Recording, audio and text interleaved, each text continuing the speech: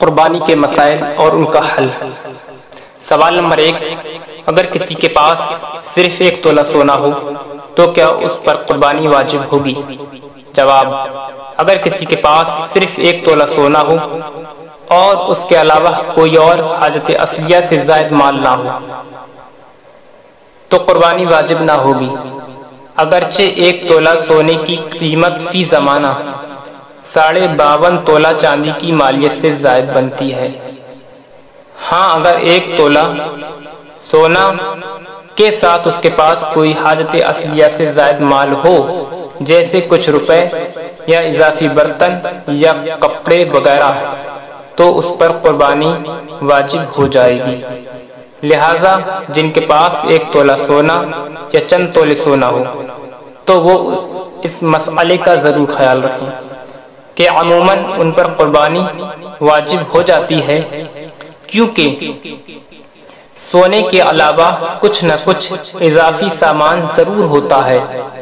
سوال نمبر 2، اگر صاحب نصاب مسافر سفر سے گھر واپس پہنچ جائے تو کیا اس پر قربانی واجب ہوگی؟ جواب: اگر صاحب نصاب مسافر ایام قربانی میں سفر سے گھر واپس پہنچ جائے تو اس پر قربانی کرنا واجب ہوگا، اور اگر ایام قربانی کے بعد گھر واپس پہنچا تو قربانی کا وقت گزر جانے کی وجہ سے اس پر قربانی کرنا واجب نہ ہوگا۔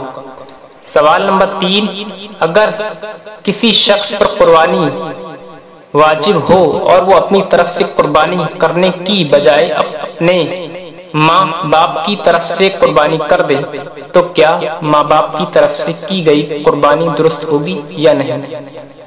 جواب: جس شخص کے اوپر خود قربانی واجب ہو اور وہ اپنی طرف سے قربانی کرنے کی بجائے اپنے ماں باپ کی طرف سے قربانی کر دے تو ان کی طرف سے قربانی درست ہو جائے گی، لیکن اس پر اپنی طرف سے قربانی کرنا واجب تھی اور اس نے اپنی طرف سے قربانی نہیں کی تو واجب کو چھوڑنے کی وجہ سے گناہگار ہوگا اور اس کے سر سے اپنی قربانی کا بوجھ نہیں اترے گا۔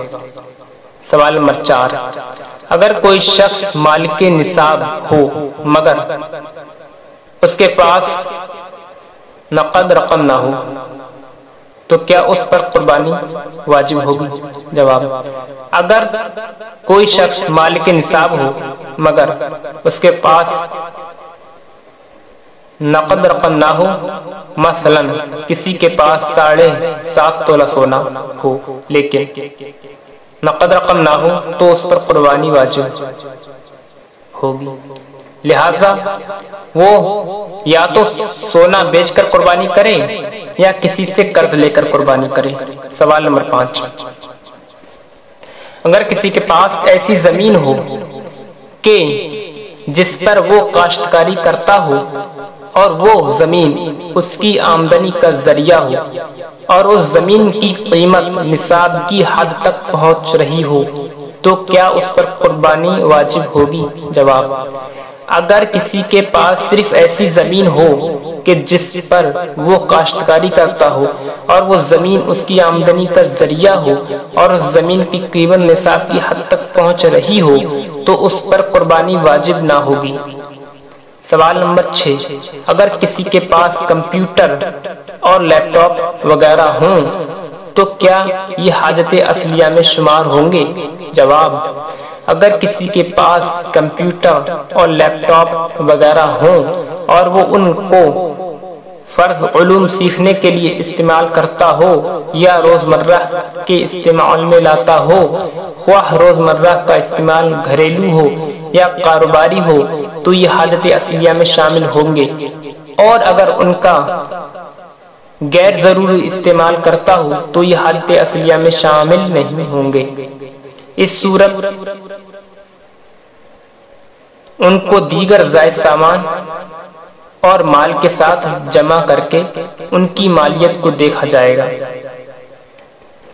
اگر ان سب کی مالیت 52.5 تولہ چاندی کی مالیت تک پہنچ جائے تو قربانی واجب ہوگی، ورنہ قربانی واجب نہ ہوگی۔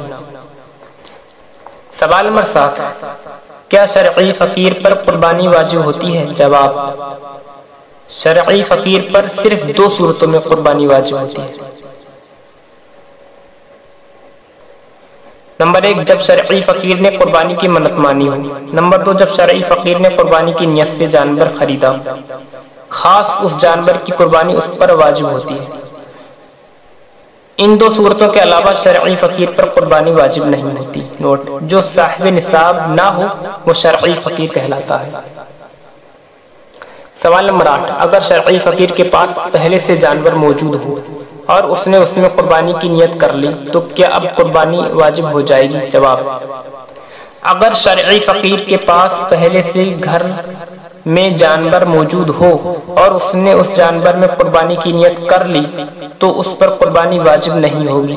ایسے ہی اگر اس نے باہر سے جانور خریدا اور خریدتے وقت قربانی کی نیت نہیں کی تھی بلکہ بعد میں قربانی کی نیت کی تو اس پر بھی قربانی واجب نہیں ہوگی۔ البتہ ان دونوں صورتوں میں اگر قربانی کرے گا تو نفل کا ثواب پائے گا۔ سوال نمبر 9، کیا حاجی پر بقرہ عید کی قربانی واجب ہوتی ہے؟ جواب، اگر حاجی مقیم یعنی مسافر نہ ہو اور مالدار یعنی صاحب نصاب ہو تو اس پر بقرہ عید کی قربانی واجب ہوتی ہے، اور اگر حاجی مقیم نہ ہو بلکہ مسافر ہو تو اس پر بقرہ عید کی قربانی واجب نہیں ہوتی اگرچہ مالدار۔ نوٹ: بقرہ عید کی قربانی کا حرم شریف میں ہونا ضروری نہیں بلکہ اپنے ملک میں بھی کسی کو کہہ کر کروائی جا سکتی ہے، البتہ اس میں دن کا خیال رکھنا ہوگا کہ جہاں قربانی ہونی ہے وہاں بھی اور جہاں قربانی والا ہے وہاں بھی دونوں جگہ قربانی کے دن ہوں۔ سوال نمبر 10، قربانی کے فضائل کیا ہیں؟ جواب، قربانی کے فضائل بے شمار ہیں جن میں سے بعض یہ ہیں۔